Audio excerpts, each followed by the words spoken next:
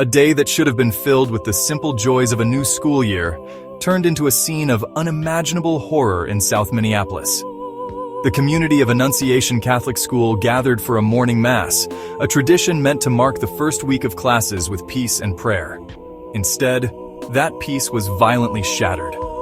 Gunfire erupted, targeting the most vulnerable among the congregation. 2 young children were killed, an 8-year-old and a 10-year-old. The innocence of a school day was stolen in an instant. The attack was as brutal as it was swift. A masked individual approached the church from the outside and began firing indiscriminately through the windows. The targets were the children and parishioners inside. The shooter was heavily armed. A rifle, a shotgun, a pistol. Neighbors reported hearing gunfire for 45 seconds to a minute. First calls to emergency services came in at 8:27 a.m. In the immediate aftermath, the full scope became heartbreakingly clear. 17 other individuals were injured. 14 were children. 3 were elderly parishioners. 4 injured children have been discharged. 3 remain hospitalized. As the city reeled from the attack, law enforcement officials worked quickly to identify the person responsible for the violence. The FBI formally named the shooter as Robin Westman, 23 years old. Investigators soon uncovered a direct and personal connection between Westman and the site of the tragedy. Westman had graduated from Annunciation Catholic School in 2017, and his mother had worked at the school, retiring in 2021. This suggested a familiarity with the school's layout and routines, which investigators say may have factored into planning. Authorities discovered Westman had released a so-called manifesto online just before the shooting. Minneapolis Police Chief Brian O'Hara confirmed Westman posted a series of videos on YouTube.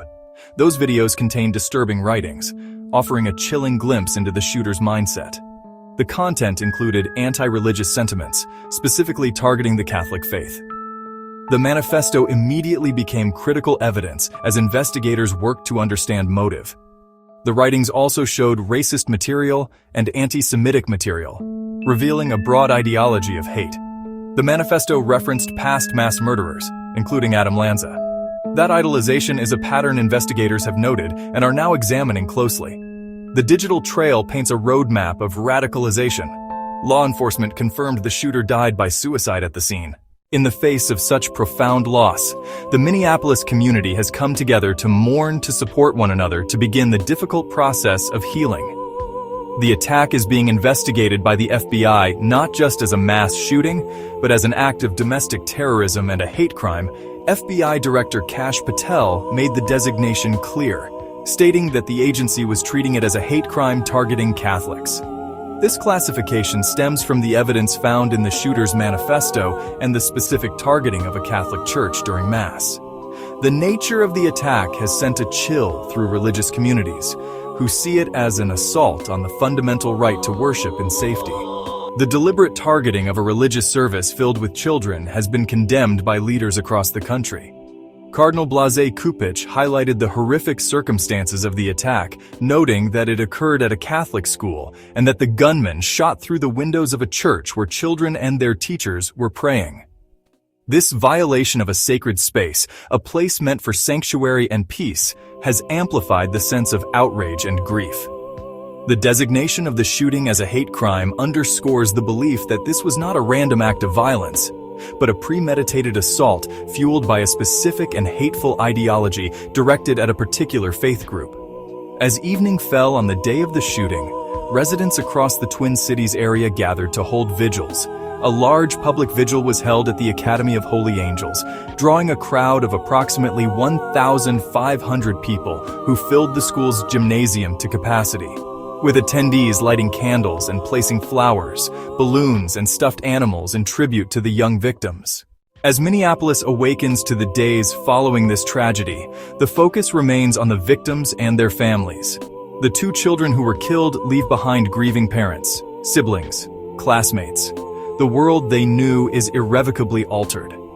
The 17 individuals who were injured, especially the children still recovering in the hospital, face a long journey of physical and emotional healing.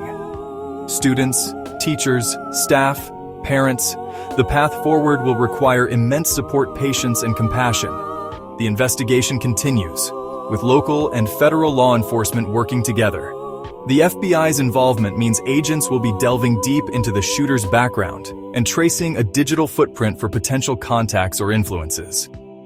Understanding Westman's radicalization is a key priority, and the community awaits answers while rallying to support survivors and families. Mental health resources are available to students, families, and staff. Counselors and therapists are helping people process grief. Donations are supporting victims' families with medical and funeral costs. Acts of kindness show community resilience and solidarity. Volunteers and neighbors are stepping up to help. Shock and grief are palpable, but there's also hope for healing. Memorials are the first steps toward coming to terms with this loss. People keep arriving to pay their respects. The road ahead will be long, and the scars will remain.